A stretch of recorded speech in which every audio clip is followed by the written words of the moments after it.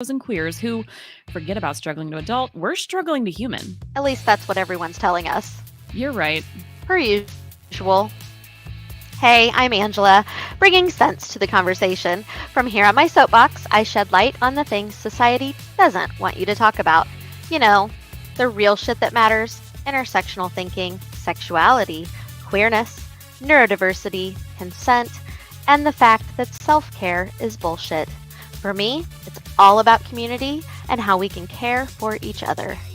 And I'm Molly, giving a big fork you to cookie cutter solutions. I help burnt out, busy as fuck, neurodivergent, and queer entrepreneurs make shit happen by providing out of the box solutions and sustainable systems to grow your biz. For me, it's all about doing what makes sense for your brain. Enough with the chit chat. Let's get to it. Keep listening, and together we'll explore the drudgery, dreams, and all that shit in between. Get ready to call bullshit on what everyone's saying you should be doing, as we navigate the spectrum between what really matters to you and the shit keeping you from it. Good morning, everybody. We are back at it after an impromptu break because life happens. But we're so excited to be here today. It is a super stimmy morning, so you'll see Angela and I both with our stim mags because they're so much fun to play with. Anyway, so hopefully this noise doesn't get annoying. So I know if you've been listening, then you know that a lot of times when we're talking about neurodivergence and all the things that happen, I refer to it like it's a ramen packet, and there's a lot of different flavors, and sometimes you don't know which one of your flavor packets is going to pop up next.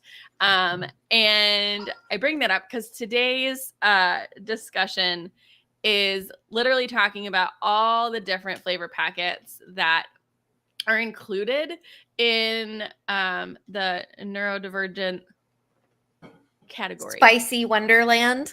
Spicy Wonderland, yes. And so we are going to get started. And I know, Angela, okay, we got to pause. Yep. All right. Here's a flavor packet symptom coming through right now as someone heats up, ironically, something flavorful. But Angela, so this conversation with you and I kind of started because you saw a quote that really impacted you, and it got the conversation between you and I started, and you were like, yes, we need to discuss this completely on the podcast. And so I can't stop laughing. I'm sorry. It's not funny. It's not funny. Sorry. I'm trying not to be pissed right now, but you know. I know. It's okay. Hey, drudgery and dreams. It's totally the tracks. Yeah. And when you share a house with somebody and they are a noisemaker, then there it is. Yep. It's just how it works. I mean, even when you tell people to be quiet, it doesn't always work that way. No, it doesn't. And that's only why I'm laughing, because this is like perfectly describing what we're talking about today. Right. So this quote that you found, tell us more about it. Read the quote. Okay, so I didn't find this quote. I mean, this isn't like a recent quote. Okay. I added it to my website because that I thought it was important that we recognize the person who coined the term neurodivergent. And the reason is, so the person who coined the term neurodivergent, their name is Cassian, and I might mess up the last name. I'm doing the best that I can, but I'm not sure on the pronunciation. It's Cassian Asasumasu. They go by Neurodivergent K online.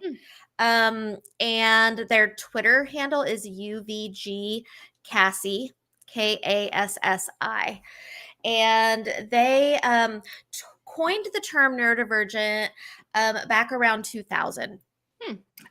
In Nick Walker's Neuroheresies, they are recognized as the person who coined that term as well. You know, a lot of people talk about Judy Singer, who coined the term neurodiversity, but neurodivergence was not coined by her. Neurodivergence was coined by Neurodivergent K, and they made a comment on a post on Tumblr or something where people were talking about neurodivergent, blah, blah, blah, blah. And they came on there and they said something to the extent of, okay, listen, all you fucks, I'm the one who coined the term. Let's get it straight. And part of that quote, and I thought it was important to put it on our website because people tend to forget, right? People tend to forget. And Cassian is a BIPOC person who deserves to have the credit for bringing this conversation to life and for coining that term. So I think it's very important. And part of the quote that they said, and I think that this, I hope that it helps people understand a little better that neurodivergence is not autism. No.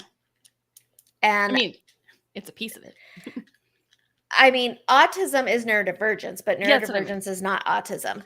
And a lot of people think that those two are one and the same. And they think that neurodivergence is this really small chunk of autism, ADHD, dyslexia, and Tourette's. And Tourette's often actually gets forgotten in there. Yeah, too. I was gonna say it's almost never included. but when you look online, like those four are kind of you know, the ones that are talked about the most. But it's not. It's huge. It's any kind of difference in the brain. And regardless of what model you use, whether you use the medical model, the social model, the holistic model, whatever, it is all encompassing of any brain that does not act like a typical brain. Right. And I'm using air quotes with typical because, of course, the question is, okay, well, then what is typical? We're talking about what society has said is the norm for how our brains are supposed to act and function and interact with our environments. So anyway, Neurodivergent K said, I am multiply neurodivergent. I am autistic, epileptic, have PTSD, have cluster headaches, have a Chiari malformation. Neurodivergent just means a brain that diverges. Autistic people, ADHD people, people with learning disabilities, epileptic people, people with mental illnesses, people with MS or Parkinson's or apraxia or cerebral palsy or dyspraxia or no specific diagnosis but wonky lateralization or something. That is all it means. Yeah. And I guess let's let that sit for a second. Because I think you're right. Like when I explain like to newbies who are like, what the hell is this neurodivergent thing? I do tend to choose something that they know very well, or, you know, so I typically do say ADHD or autism or these things because they're things that are ever present. But I mean, schizophrenia, bipolar, like all of those other things are included as well. Yep.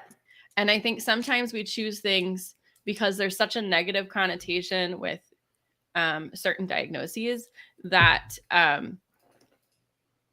like there's a certain like, okay, this is new to this person and I don't want to scare the shit out of them because of their misconception. And I want to ease them into something. But in reality, now that I'm talking that out loud, I probably shouldn't do that. But at the same time. But that's what people do, right? Like, It's like, what can we do to help people understand the concept so that we can move forward with the conversation? Right. And now that we are familiar with the concept, let's dive into it a little bit more. And I think that we're at that point. And first of all, I want to correct myself because I think earlier I said neuroheresies, and I know my brain is like stuck back there right now. Yes, that is not actually the title of the book. It's Neuroqueer heresies, and I don't know why I said it wrong the first time. But Nick Walker's book, Neuroqueer Heresies, I definitely recommend it. We'll put it in the chat. But it goes more into this as well. You can actually go to their website, which is neuroqueer.com, and see. Now I have to look that and make sure that I didn't mess that up. But look up Nick Walker and her site, Neuroqueer, and you will find, it is neuroqueer.com. Okay. And you will find a lot of information on this that expands on this as well. But it's important because, and I get really... I'm actually going to ask you about something here in a minute, where because it's very specific to something that's happening in your life, which is kind of what brought up the conversation, and then said, yeah, as a matter of fact, there's this quote, blah, blah, blah. True.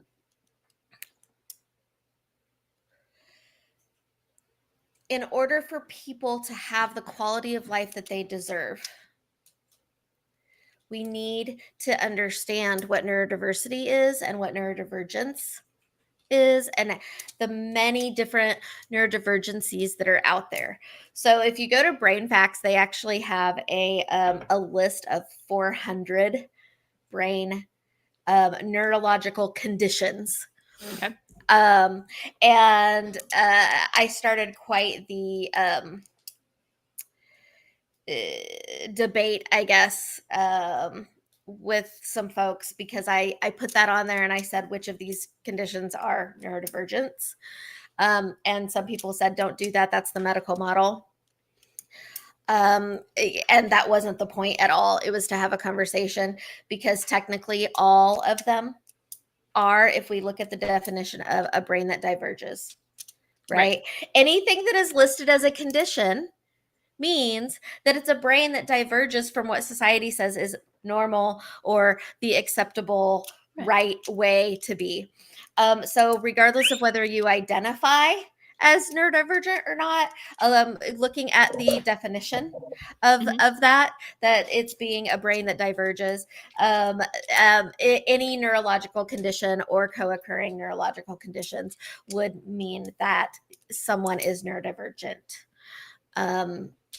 And so let's say someone who has migraines, they may not consider themselves neurodivergent because they're like, oh, I'm not autistic, so I'm not neurodivergent. Well, that's not actually true. You have migraines, you interact with your environment in a way that is different than what society says is normal. And it may or may not cause disability. Right. So migraine, neurodivergent. A lot of people, I've actually been asked specifically about cerebral palsy. Yep, it's a brain that diverges. So there are all of these different things, and if we as a society started understanding it that way, it would make school different. It would make the way that we are approaching IEPs, the way that we're approaching behavior, the way that we're approaching learning in general, teaching, conversations. The entire culture of the school would be different. The workplace would be different. How we're taking care of people during end of life, with dementia. Again, PTSD was mentioned in there. The quality of life of people and the economic security of people would be better if we started understanding this concept in its wholeness instead of through pieces of it.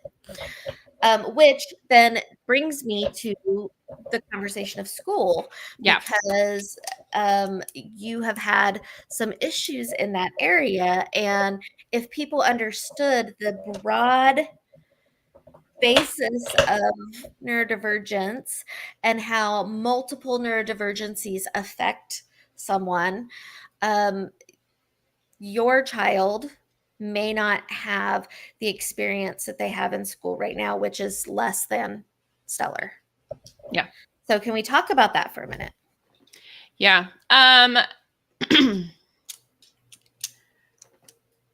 There's so many ways I could go here.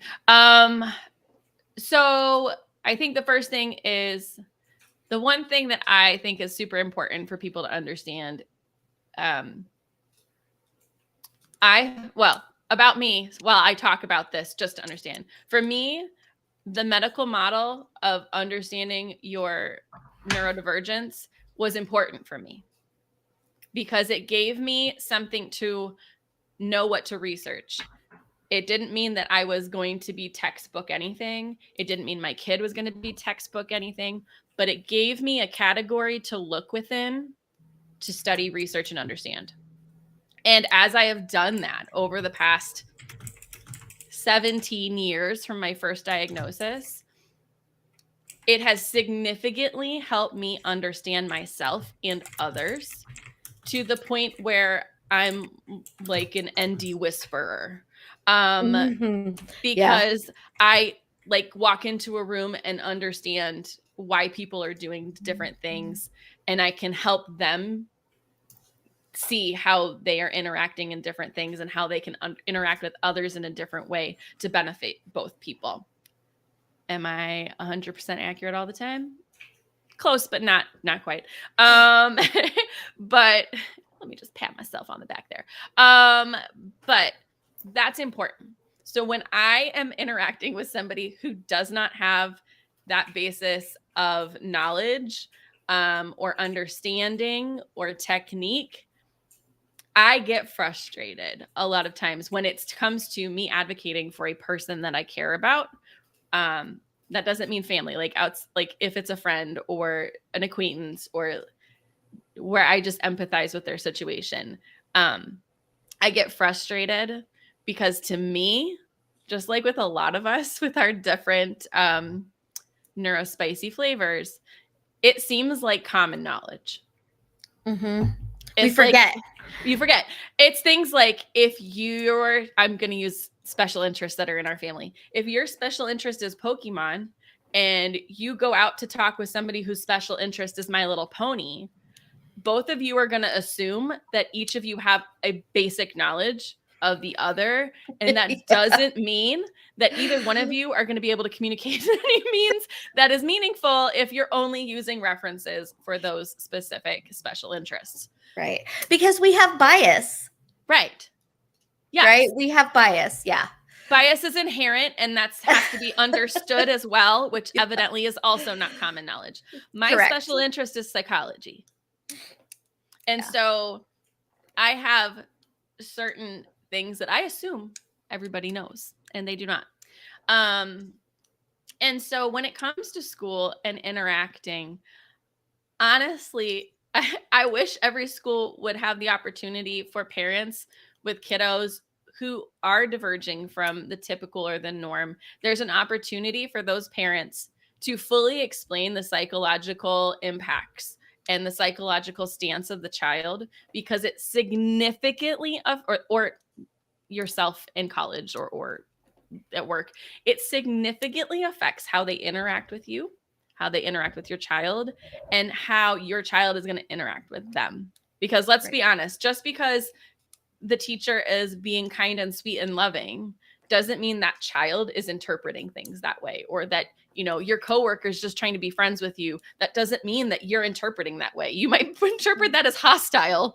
Or I was going to say that like the really gentle, kind, sweet, loving speech patterns can turn me off really fast. Right? Like could turn me off really, really fast when I was in school. So I tended, like those teachers tended not even to be my favorite ones. Right. Like other people would be like, but they're so nice. And I was like, I don't want to go to their classroom. Right. I don't want to hear them talk. It pisses me off. Well, and like my kiddo is talking like, there's the concept of bullying, right? Like there is literal bullying. Not that all of what I'm talking about is bullying, but I'm going to make some differentiating circumstances here. There is the bullying of there's just a kid who's being nasty and intentionally doing things to bully a person. And then there's this other type of bullying, which it is still the child who is receiving this bullying feeling as though this person is being intentional and hurtful and all of these things. but the bully may have zero comprehension that this is happening. So the tone of voice thing is specifically like, my kiddo was like, there's this girl and she's smaller than me and she is saying these things and she's like talking to me like I'm 3 and I'm not 3, I'm 6, I'm older, like, so Yeah. My kiddo thinks this kid is being purposely condescending and all of these things. And now I have not verified which direction this is going. And to my kiddo, those things are interpreted as they think I'm an idiot. They think I'm a loser. All this negative self-talk. Right. Because this kid's tone of voice is making them feel that way. I don't know that child is doing that on purpose, and I will investigate. But my point here is there are things that you cannot see. Your interactions with other humans are not always the face value that you put on them.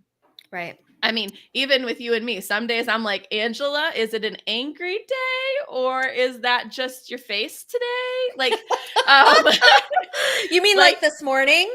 Yes. When a certain microwave turned on.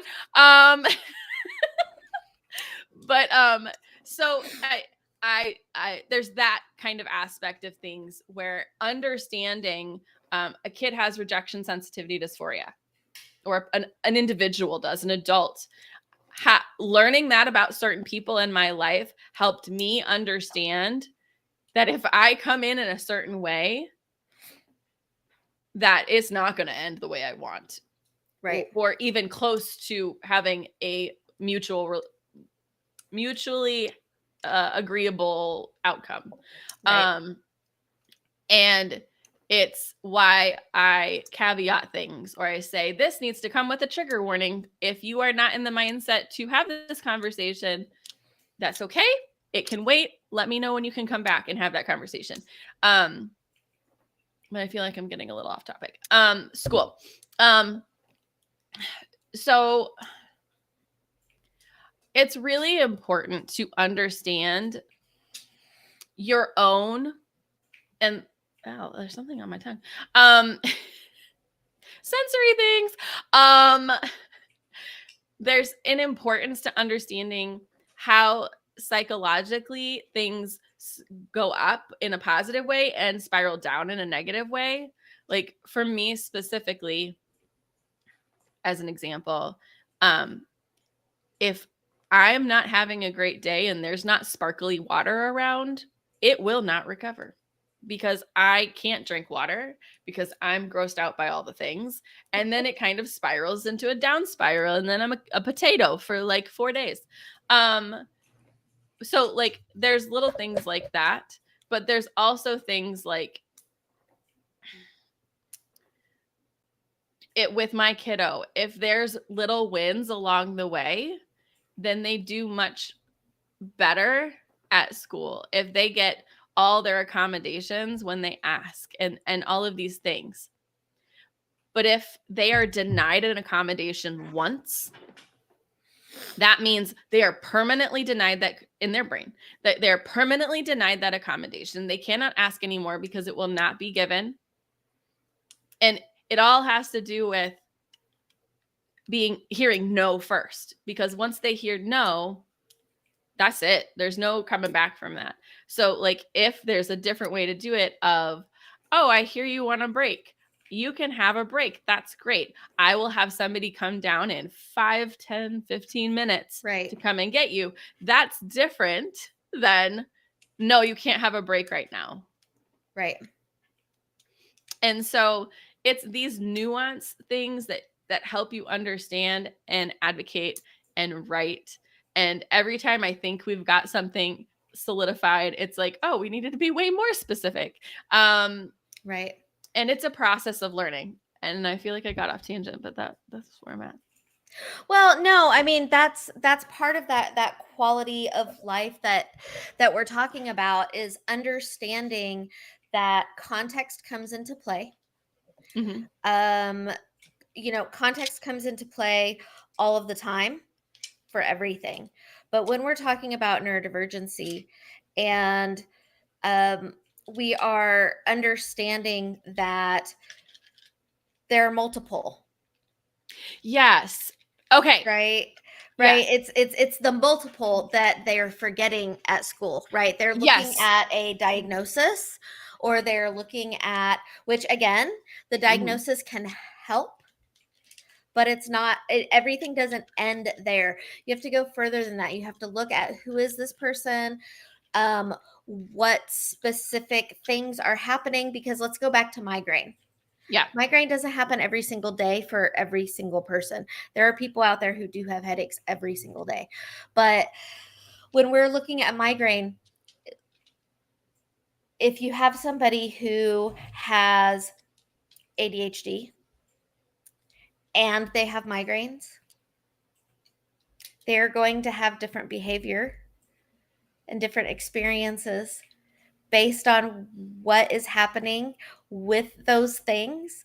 So if a school is looking at, oh, this child has ADHD, but they never look at the migraine piece, they might not respond in the way that they could to best benefit the child, but also themselves. And that's what, we forget, is that it is a reciprocal relationship with that. So with your kiddo, if they're looking at one specific thing and they are taking all of their actions because that's what's in an IEP, or they write an IEP based on that, but they don't take those other things into consideration, or, as we know, IEPs, what they rewrite them, they look at them once a year, but they rewrite them every 2 years, unless something has to happen or whatever.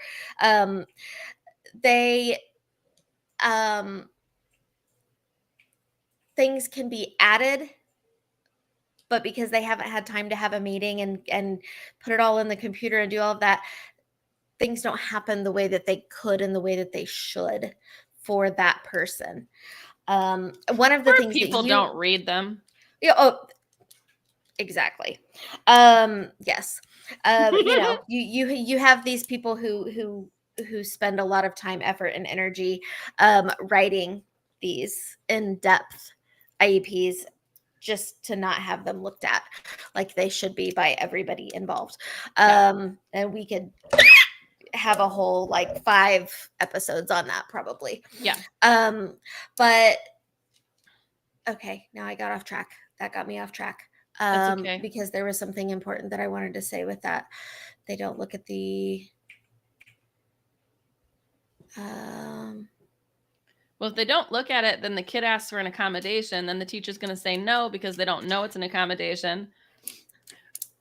I don't know if that's where you were going. And that's not where I was going. Where I was going was earlier you said if they allow the parents to come in, or if you're a self-advocate in college or at work or whatever, there's also this thing of not being aware of your own neurodivergencies and how they affect you. So if we were to have this conversation and more openly of all of the different types of neurodivergencies that are out there and how they individually and combined affect us, our own self-advocacy and the advocacy that we can do for others would change exponentially. And again, that can affect the quality of life, and it can also affect accessibility to resources, and it can affect our overall economic security throughout our lifetime. Yeah. And I think one of the things when we're talking about people not being aware is there are certain pieces of neurodivergence that are secondaries to more major diagnoses. Like my anxiety is fueled by my bipolar disorder. So I got my first diagnosis was anxiety. Obviously, you just have anxiety. That's all you got. Well, no, I am full of other things. The neurospicy flavor packets over here are immense. And I think there needs to be if you've been diagnosed with depression, anxiety, OCD, I would investigate more. Especially if you internally are no, there's something else. or if your therapies for those things are not working. Like, once I understood kind of more of the umbrella of where I was at, I realized why certain things don't work. Like, I was discussing with my partner.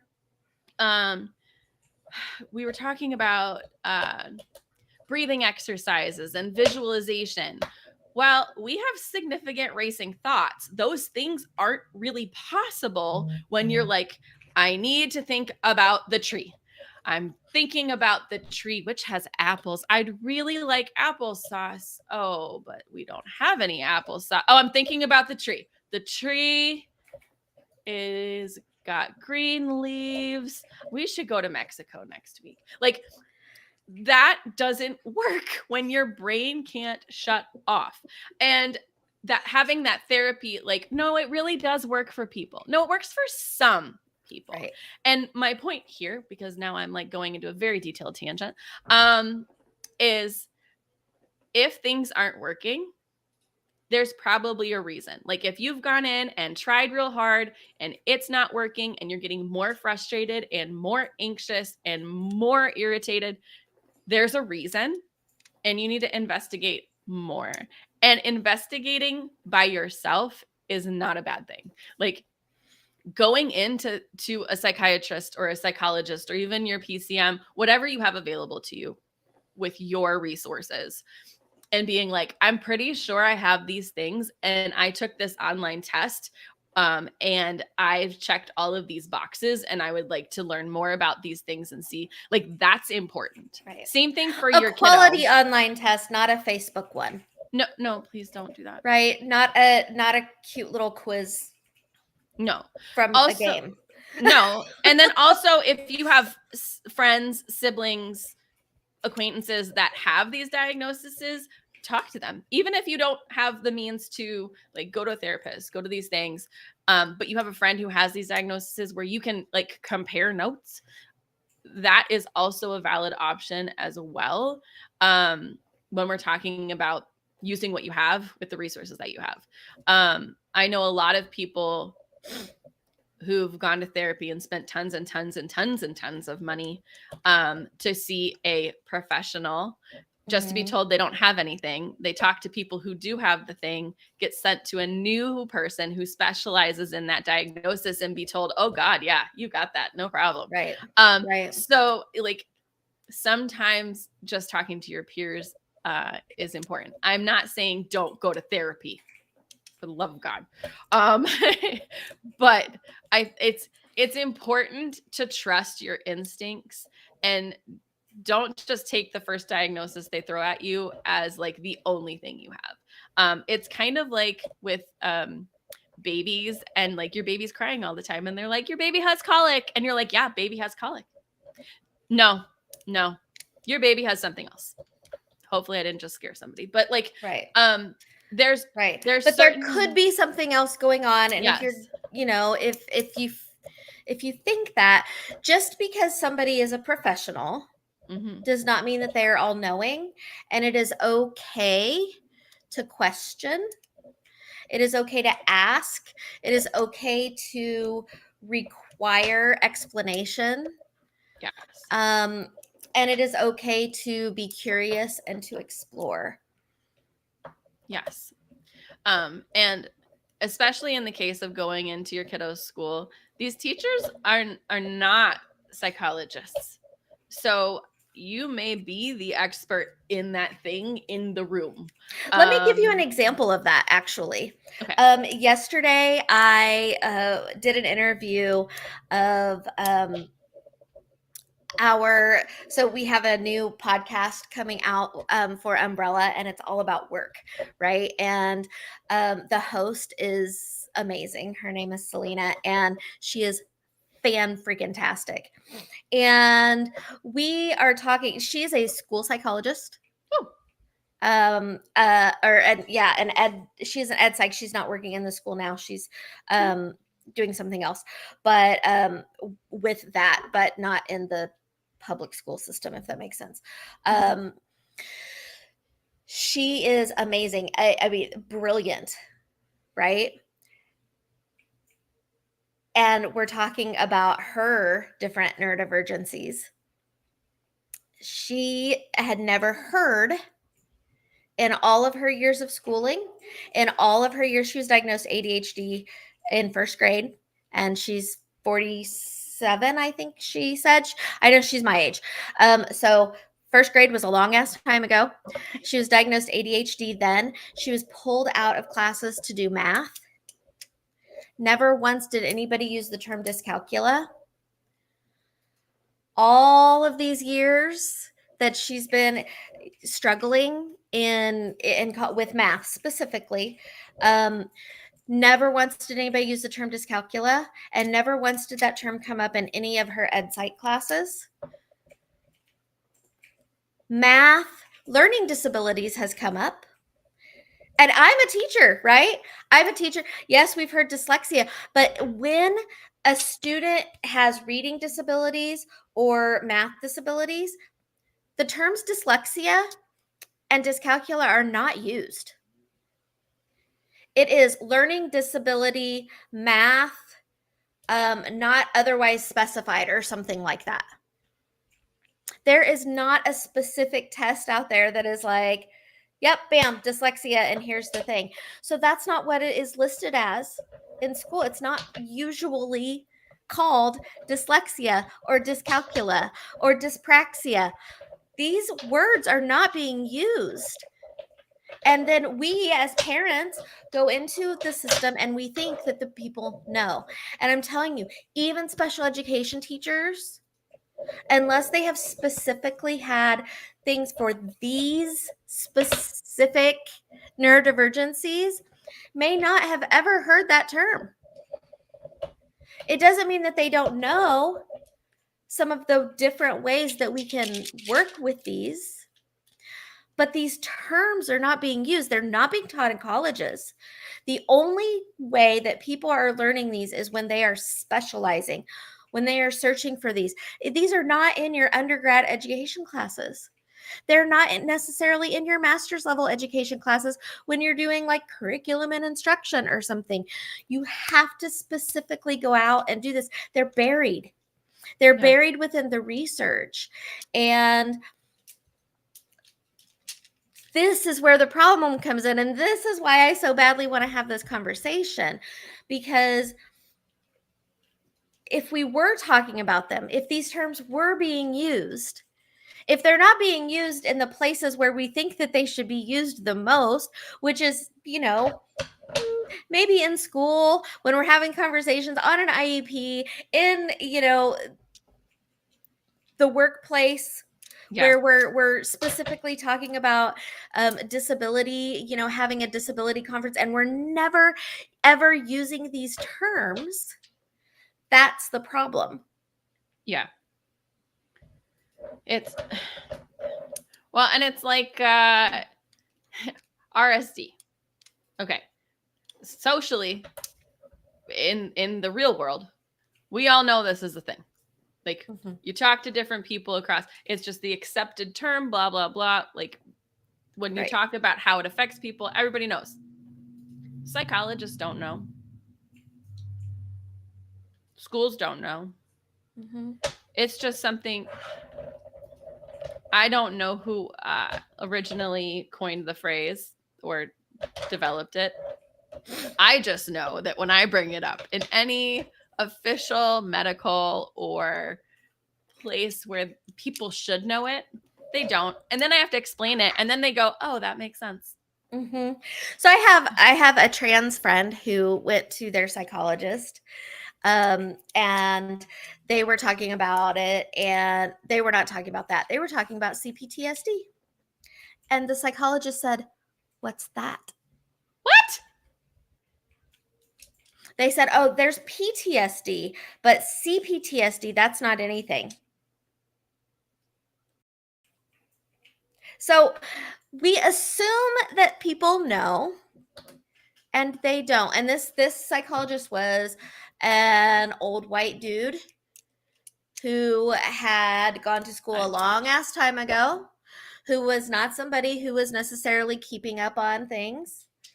And, insurance says that you can go to these people or you go and apply for disability and this is the disability psychologist that you're assigned to, right? We assume that people know because of the title that they have, and they don't. So when we know about ourselves and we can self-advocate, that's important. And if more people understood what neurodivergence is and how many different ways our brains are, and I'm going to use the term conditions, and it's not because I subscribe to the medical model, all of those different conditions that say that your brain is not working the way society's norm is prescribed are neurodivergence. And by knowing that, you have access to the entire ND community for support. That's really the point of this episode, is in knowing that and understanding the vastness of neurodivergence, and understanding you have MS. Oh, you're ND. Now you have this entirely new group of people to start having conversations with, to understand how your sensory profile is affecting your MS and how your nervous system is being affected by all of these different things, and how you can understand that to improve your quality of life by making adjustments and asking other people to make adjustments in your environment. Yeah.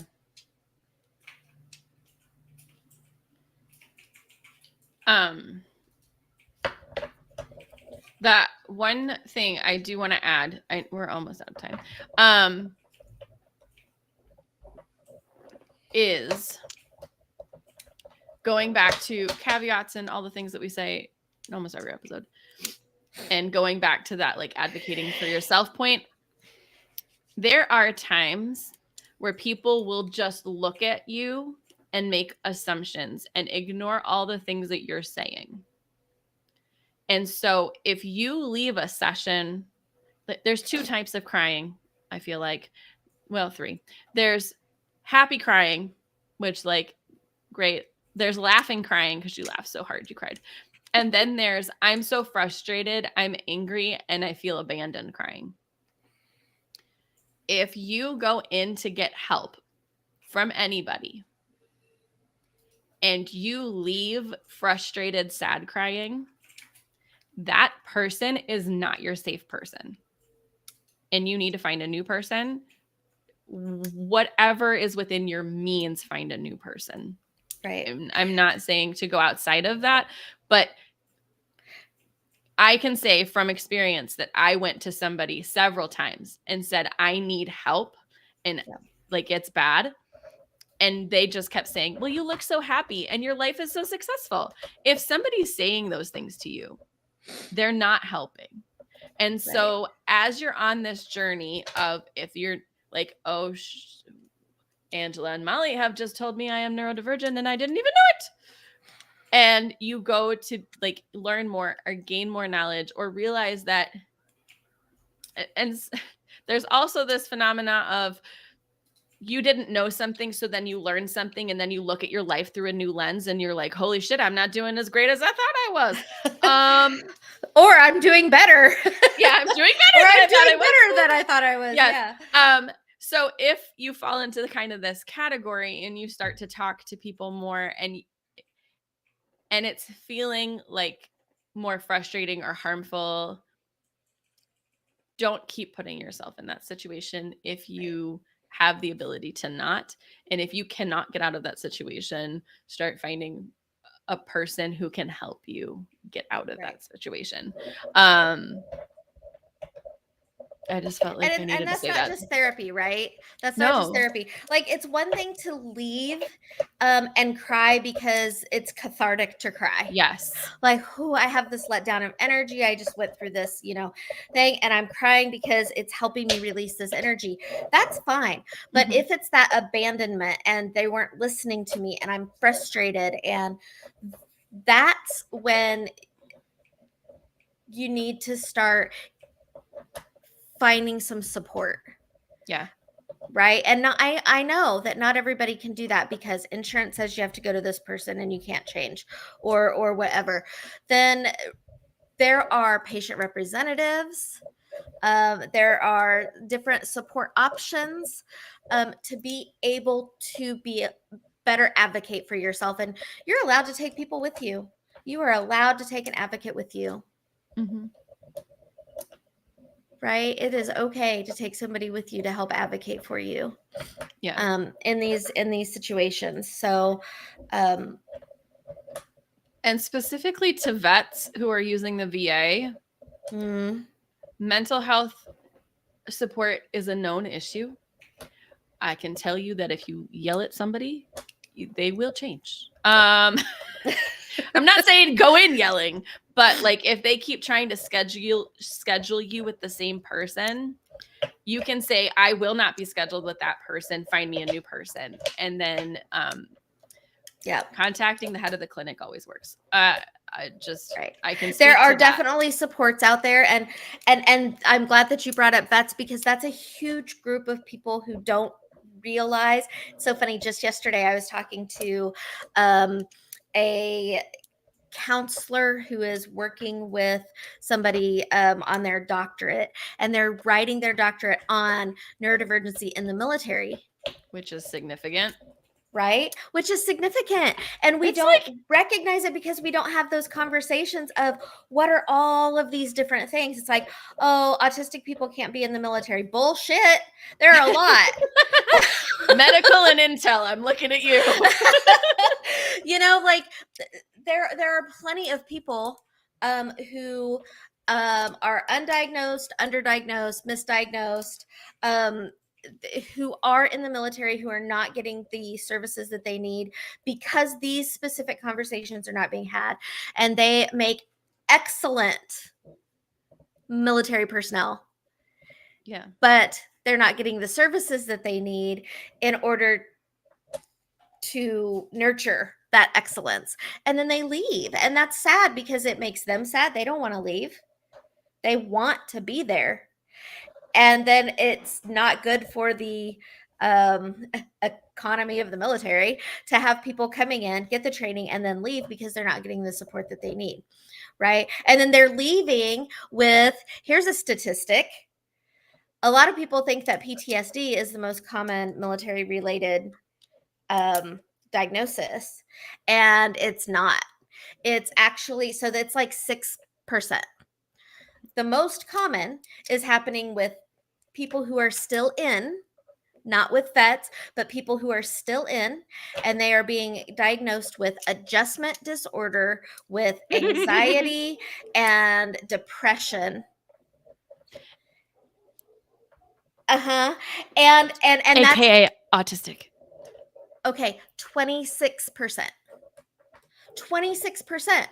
Now, when we have a statistic that is that large within a group of people, we need to look at what is going on with that.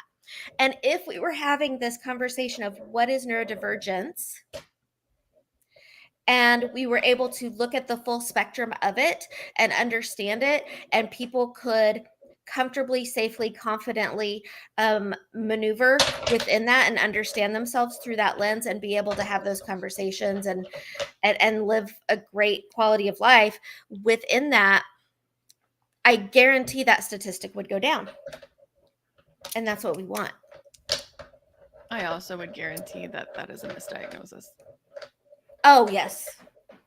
Because adjustment disorder is what I have several friends who have been diagnosed. Adjustment disorder just means that you're not doing what you're supposed to be doing within that, right? Like you're not adjusting to the rules. A lot of times you're not adjusting to the rules in which have been put in place. You can't do that within that Yeah. That's an oversimplification, by the way. Like constant sleep changes, constant, like you're going to be at this place and then you're going to be at this place.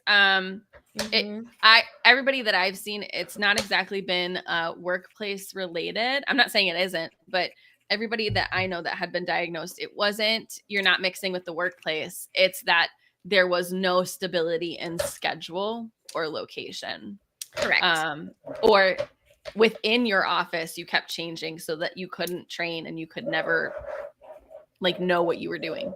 Right. Right. And that's what happens. Like, so here's what happened. This is the typical, we should probably just have a whole episode. I know. I'm going to say this and then we'll move on. But to explain what happens and why this happens and exactly what we're talking about for people who haven't seen it for themselves. Somebody wants to go into the military because they're like, ooh, this is going to be a consistent, it's going to give me a routine. It's going to be great. That's just what I need. They go in, they go to boot camp. Awesome. Consistent routine. You know what to expect and great. And you do great. And then you go into your school and it's a little less rigid, but it's still very consistent and it's still routine and all of that. And then you get out of your school and you go to the fleet. And you get to the fleet and you're expecting, I'm going to get up at this time of the morning and I'm going to have this consistency and we're going to have lunch at X time. And no. And it's different every day. And it's supposed to be the same. But then you get a call at 10 o'clock at night saying, oh, we're going to have PT at this place at 5:30 in the morning. Because that's when the swimming pool is open or whatever before everybody else gets there. And that happens all the time. And then you have a job that you're supposed to do. And then your superior gets notification from their superior that this thing needs to get done. And then they tell you, and now you're not doing the job that you were going to do today. You're out mowing the grass instead of, updating the computers. Like Molly's laughing, but this is the reality of it. Like this is literally what happens. And for somebody who needs a routine and consistency and who is expecting that because that's what you're told when you go in.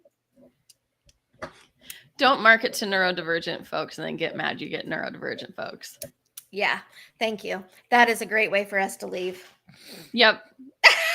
Anyway, evidently we're going to have a military episode. We need to. We need to have some military guests come in and talk. Yeah. Okay. Well, this has been a long episode, but I think it was very, very important. And we've probably sparked a couple questions in several of you. So feel free to reach out if you have any questions or you need us to do an episode specifically on something that you're like, I need more info on this. Because we're here to do And that. if we don't know, we'll find someone who does. We'll just bring them on as a guest. It'll be great. Right. Absolutely. That's what we're here for. All right. Well, let's close her up. That's you. Oh.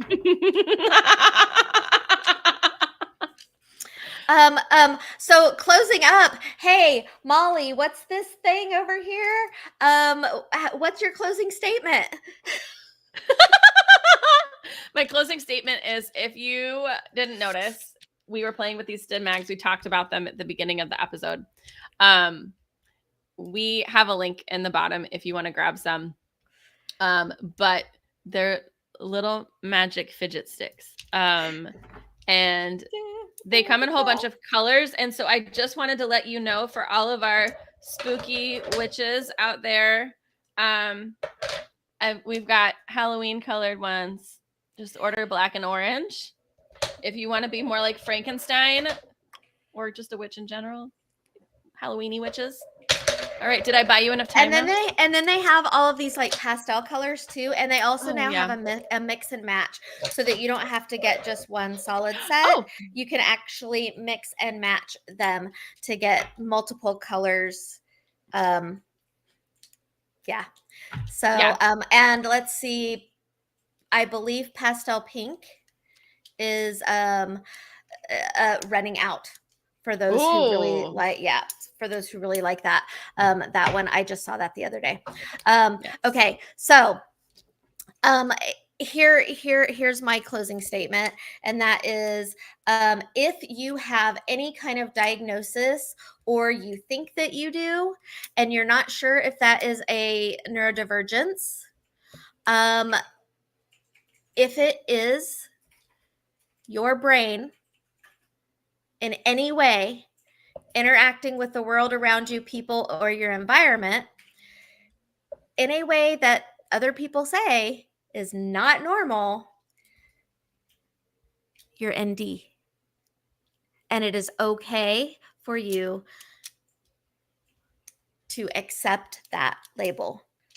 I had somebody the other day say, I don't have the right. My life hasn't been difficult enough for me to accept that, so I'm not going to accept that label. And I said, well, you don't have to accept any label that you don't want.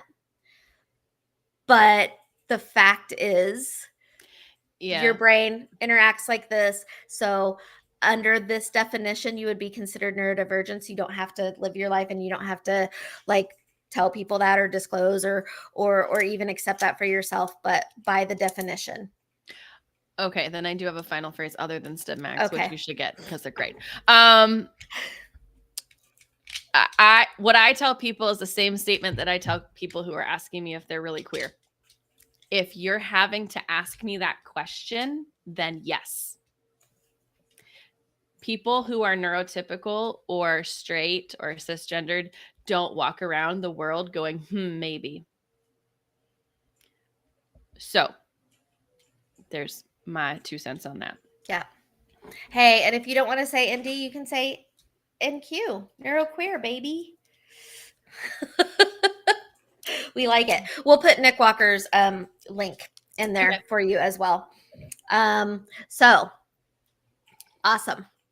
Thanks for listening to Drudgery Dreams and In Between, a weekly live podcast coming to you every Tuesday at 9 a.m. Central, 7 a.m. Pacific.